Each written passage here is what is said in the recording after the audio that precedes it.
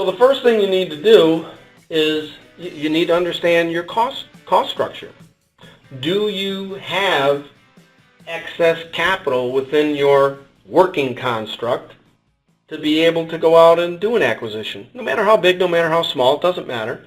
Can you increase the size of a branch, or can you add something and add a channel, and do you have the money to do that? There's a lot of ways to do it. One of the ways to do it is obviously having cash flow. And the next thing to be able to do is maybe taking on some bank debt. Now, I know that may frighten a few people, but bank debt is actually your friend. It's really a good thing. And maybe even you have bigger plans and you want to kind of partner with a private equity partner to be able to sit down and really get some capital to really kind of grow big and have some fun at it. It all really depends on what you want to do, what fits your lifestyle, what fits your goals, what do you think is best for your employees. Cash flow and leveraging, it's a really delicate balance when growing your company. Right? You have to assess the risk on what pace do you want to go. Do you require capital? Do you have enough capital? And I think that that's really important.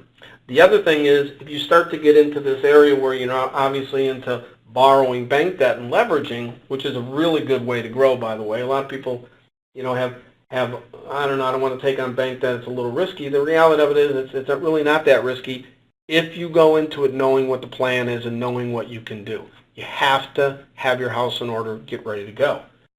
But if you're going to go into bank debt, you're going to go into private equity, you have to make sure you have a good CFO who understands acquisitions, understands bank leveraging.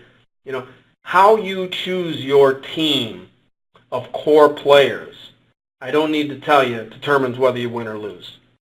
You have to have the right people in the right place that have the right mindset, that their goals cascade from your goals. They have to have your vision. If they don't have your vision and somebody else has a different vision, or an installer has a different vision than you do, then that's, again, back to merging the cultures. It's really, really important to spend the time at that. So here's how I kind of think about, let's talk about bank debt for a little bit. So the way I think about bank debt is, the best way to think about taking on debt or equity is to be able to leverage and grow your company while developing your cash flows. So I used to say, to my company, part of our strength is recurring, right? We make money when we sleep. When you have recurring revenue, it's 24/7. Installation and T&M, those are during normal business hours, and they're good and they keep the doors open. But that recurring rate model, it's really, really good. So if your company does a lot of acquisitions or is wanting to do a lot of acquisitions, you really need to think about all your internal sales growth through operating cash flow. So remember what I said earlier.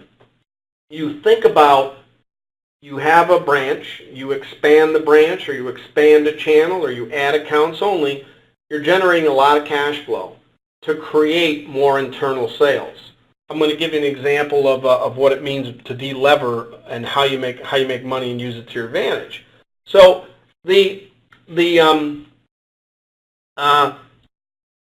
formula, if you think about it, should be everything that you do internally, meaning internal growth.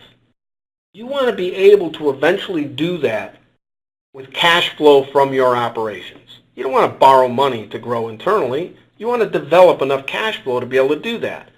You want to be able to use bank debt as an example, is if I'm going to do an acquisition and I need to do that and I have to pay X amount of money and it's not, and you do that and you use the bank debt to do the acquisition. Now let's just use simple examples. Let's say you buy a company for, 35 times. And the bank is willing to give it, lend you at 25 times. You have to come up with that other 10 multiple.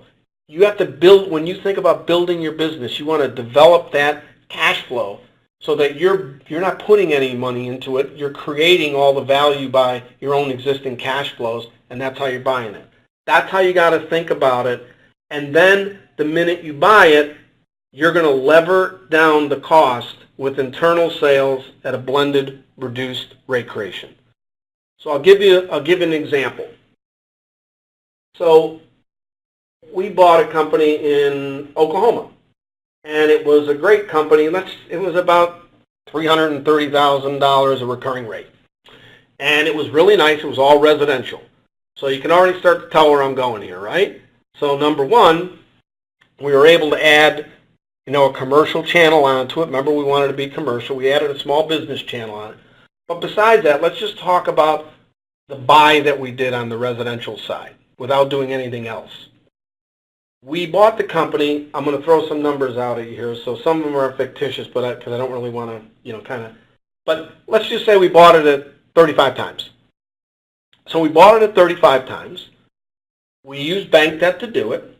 We had to come up with cash flow for the rest. We had the cash flow because, remember, we're building out, like Pac-Man, we're building out our business. And then what happens is, now we're going to go create internal sales. Well, we're going to create internal sales in the low 20s because we have commercial, we have small business, we have residential. Now all of a sudden, to give you a long story short, we took that company and made it into $1 million of RMR with not another acquisition, all through internal sales, and we delevered it. In the first year, we delevered that buy from, let's say, 35 times down to 25 times. It's immediate value. It's tremendous value, and that's the power of what you can do if you kind of understand all the choices. Today, access to capital, whether it be debt, equity, or combination, there are many, many very good lenders out there today, very good equity partners. I mean, you need to know your cash flows, what your cash flows are going to be, what rate you want to grow the company to both size and cost structure.